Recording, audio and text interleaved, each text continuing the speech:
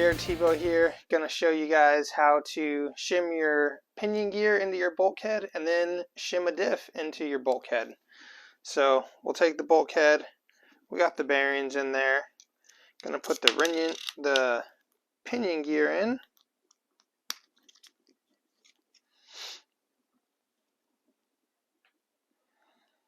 Put the shim on.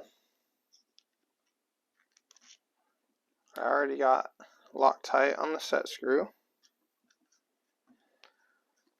So this is the main key thing here, is how to shim it. So what I like to do, I'll start with it really loose where it moves back and forth, and this way I can really just see how the bearing is. It's super free. So that's how you want it without that slop. So now I'll run it in really tight. This is what happens to a lot of people when they build it. It's too tight, and now look, it's bound up. It's not very free, and that causes a bunch of heat in the bulkhead, and it will over a run, it will build up so much heat that the plastic will start to melt, and then that's when you have your bulkhead blows out and your ring and pinion are skipping. So we know how it feels when we did it really loose. So the trick is to have it spin on the bearings nice and free, but not have slop. So it takes normally a couple tries. You want to feel it forward and back. Let's see, and then spin it.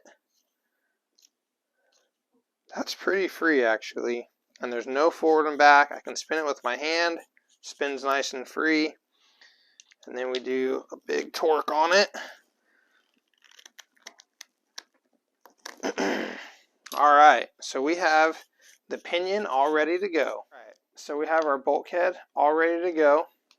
Our pinion gear is shimmed nice to where it's free.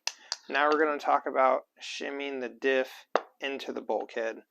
This is a brand new Techno NT48 2.2. Comes with 2 shims.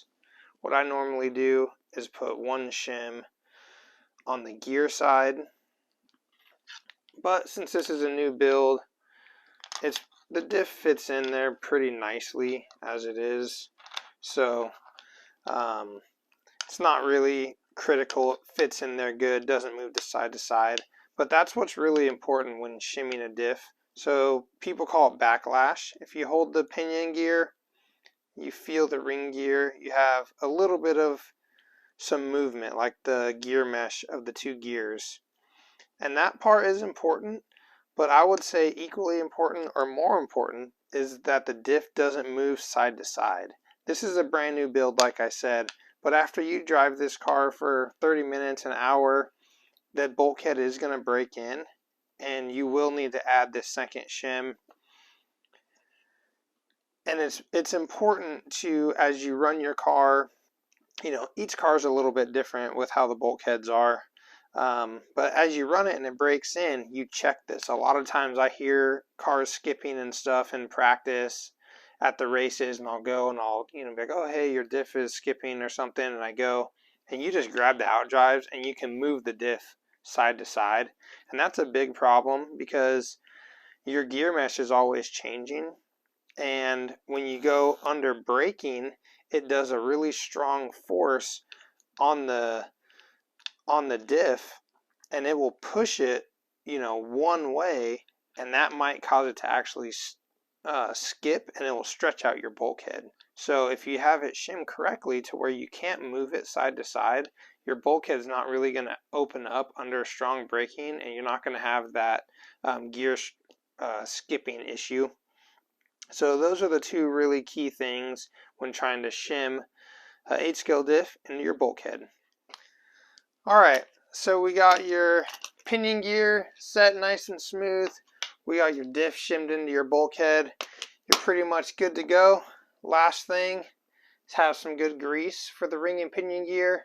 I would recommend the JTP copper grease. It goes on nice and light. It stays wet, doesn't harden up, doesn't dry up, and it doesn't fling off either. but it's really smooth. It keeps your drivetrain spinning nice and free, doesn't slow it down, and it provides really good protection. Yeah, really hope this video could help you out a little bit getting your diff shim properly. Keep an eye on that throughout the life of your car. Just grab both sides of the diff, see if it moves side to side. Keep a good eye on that. Add the shims necessary to keep that not moving side to side, so your gear mesh isn't changing with your ring and pinion, and you should be good to go.